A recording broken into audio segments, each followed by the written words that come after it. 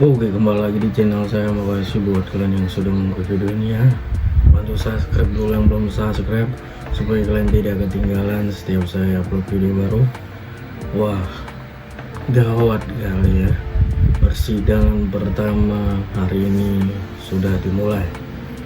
Dan yang cukup aneh menurut saya, tim hukum Ganjar Mahfud minta suara Prabowo Gibran dienolkan. Nggak tanggung-tanggung, Mbak. Dienolkan nggak itu? Gawat kali. Jadi suara kita yang selama ini nyoblos gitu ya di TPS nggak dianggap. Gawat sih ya. Ayo kita lihat ke videonya, let's go. Kacau, kacau, kacau.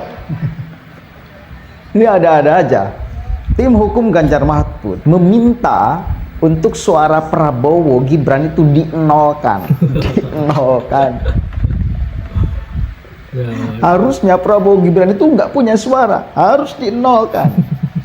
Ini permintaan yang amat sangat gila, saudara. Gila. Ada-ada aja. Ini disekakmat oleh Yusril Ija Mahendra dan Otto Hasibuan. Soal gugatan-gugatan mereka itu yang receh, bukan tempatnya di sana. Coba kita simak sama-sama. Belajar juga kan kita, biar paham sedikit-sedikit ya persoalan sengketa ini ya. Baik, rekan wartawan, terima kasih sudah menunggu. Kami sudah mendengarkan dan menyimak dengan seksama pembacaan dan uraian permohonan dari pemohon nomor 2, Pak Ganjar Pranowo dan Pak Mahfud MD, dan kami sudah bersiap-siap untuk memberikan tanggapan akan kami sampaikan pada sidang berikutnya hari Kamis jam 13.00. Sepintas kami dapat mengatakan bahwa permohonan ini sebenarnya lebih banyak narasi seperti yang awal tadi, dan sedikit sekali bukti-bukti yang dikemukakan, dan sifatnya itu adalah kualitatif. Yang ujung-ujungnya adalah meminta supaya memohon kepada Mahkamah Konstitusi supaya mendiskualifikasi pasangan calon nomor urut 2. Dalam hal ini adalah pihak yang memberikan kuasa hukum kepada kami, Pak Prabowo Subianto dan Pak Gibran Raka Buming Raka, dan kemudian mereka menghendaki supaya dilakukan pemungutan suara ulang tanpa mengikut sertakan Pak Prabowo dan Pak Gibran, lalu hanya Pak Ganjar Pak Mahfud berhadapan dengan Pak Anies dan Pak Muhaimin Iskandar. Dalam sejarah pemilu kita maupun peraturan perundang-undangan kita belum pernah ada dan tidak ada aturannya bahwa pemilihan presiden dan wakil presiden itu dapat dilakukan pemungutan suara ulang secara menyeluruh. Ya. Dan kami menolak anggapan bahwa Mahkamah Konstitusi menyamakan pilkada dengan pemilihan umum presiden dan wakil presiden.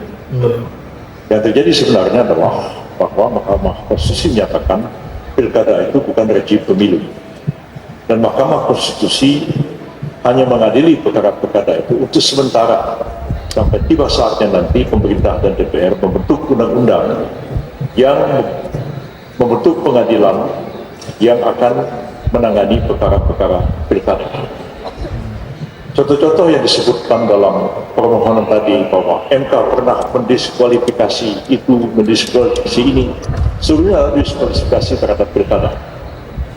Sudah berapa kali MK memeriksa, memutus perkara PHPU pemilihan presiden dan wakil presiden, belum pernah sekalipun Mahkamah Konstitusi membatalkan seluruhnya dan kemudian melakukan pilpres ulang untuk kedua kali. Jadi itu akan kami bantah nanti dalam keterangan yang akan kami sampaikan besok. Pada prinsipnya kami mengatakan bahwa narasi yang dikemukakan lebih banyak merupakan satu pandangan, satu pendapat, mengutip banyak pandangan-pandangan ahli dari buku-buku yang barang tentu akan kami jawab, tapi juga akan dikonter oleh ahli yang akan kami hadirkan. dalam persidangan-persidangan berikutnya. Kami berkeyakinan bahwa kami dapat membantah seluruh dalil-dalil yang dikemukakan oleh pemohon 2 pada siang hari ini, dan kami berkeyakinan Mahkamah Konstitusi akan menolak permohonan yang disampaikan kepada Mahkamah Konstitusi. Itu yang dapat kami sampaikan, dan selanjutnya kami berikan kesempatan Pak Otto Hasibuan sebagai Wakil Ketua Tim dan Pak Fahri Bahmid sebagai Wakil Ketua Tim untuk memberikan pendapat, kemudian yang lain silakan juga. Terima kasih Pak Yusril. Sekarang ya. Saya ingin menyampaikan beberapa hal penting, bahwa selain yang sudah disampaikan oleh Pak Yusril tadi, saya ingin menambahkan bahwa sepanjang persidangan tadi yang dibahas di sana itu kelihatannya hanya soal demokrasi. Seakan-akan perkara ini perkara tentang demokrasi, sehingga ada kesan kalau ada yang menang maka demokrasi bagus, dan kalau ada yang kalah demokrasi tidak baik. Padahal ini perkara sengketa, ya, sengketa pilpres. Memang sengketa tentunya hal itulah yang harus dibicarakan, bukan tentang demokrasi, walaupun memang kita menginginkan negara demokrasi. Kedua, dalam rangka membicarakan demokrasi tadi, dari pihak pemohon 2 merujuk kepada putusan-putusan pengadilan yang ada negara-negara Kenya, Zimbabwe, dan juga Malawi. Terus terang aja saya sangat sedih, menyesalkan itu. Seakan-akan kita dituduh dengan pernyataan itu, seakan-akan negara kita ini lebih rendah daripada Malawi, Kenya, dan Zimbabwe. Yang saya rasa, menurut saya justru negara Kenya, Zimbabwe yang harus mengikuti Indonesia tentang hukum. Karena saya meyakini hukum di negara kita lebih baik daripada mereka, bangsa Indonesia juga lebih baik dari mereka dalam segala hal. Sehingga kalau argumentasi hukum yang disampaikannya itu merujuk kepada undang-undang dan pengadilan negara yang menurut saya tidak lebih baik daripada Indonesia, itu keliru. Dan itu sungguh menyakitkan hati bangsa Indonesia, karena menempatkan negara Indonesia di bawah daripada negara tersebut. Itu yang kedua. Yang ketiga, yang terakhir adalah pemohon kelihatannya memang memaksakan bahwa agar perkara ini menjadi kewenangan daripada Mahkamah Konstitusi, walaupun mereka mengakui tadi dinyatakan di sana benar ada pasal 475 Undang-Undang Pemilu yang mengatur bahwa kalau sengketa pilpres itu sengketa hasil di Mahkamah Konstitusi, tetapi kalau soal TSM itu ada di Bawaslu. Mereka mengakui, tapi mereka ingin membuat suatu terobosan, kata meminta hakim membuat terobosan. Ini keliru, karena terobosan bisa diambil kalau tidak ada aturan yang berlaku. Seperti kasus dulu TSM tahun berapa? 2014, nggak ada aturan tentang TSM, sehingga mahkamah mengambil terobosan menciptakan adanya pelanggaran TSM itu.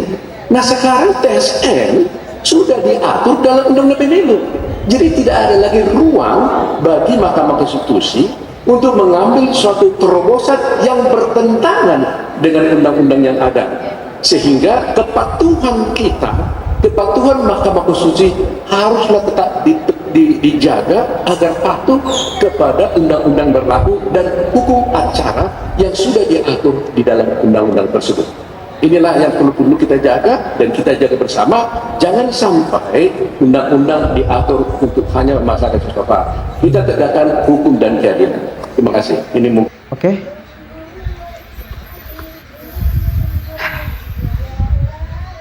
Ya, kita belajar. Gak usah dipanjang-panjang, gak usah dipendek-pendek. Itulah penjelasan Yusril Jamahendra dan Otto Hasibuan. Ya cuma lucu aja minta pengacara tim hukum dari Ganjar Mahfud itu untuk suara Prabowo dinolkan. Terus saya yang nyoblos dia, yang tanpa ada tekanan, tanpa ada intervensi tanpa ada bansos, dianggap nggak ada gitu. Kan gila ini namanya. Gawat dia. Wah itu dia. Makin kesini makin aneh-aneh aja permintaannya ya.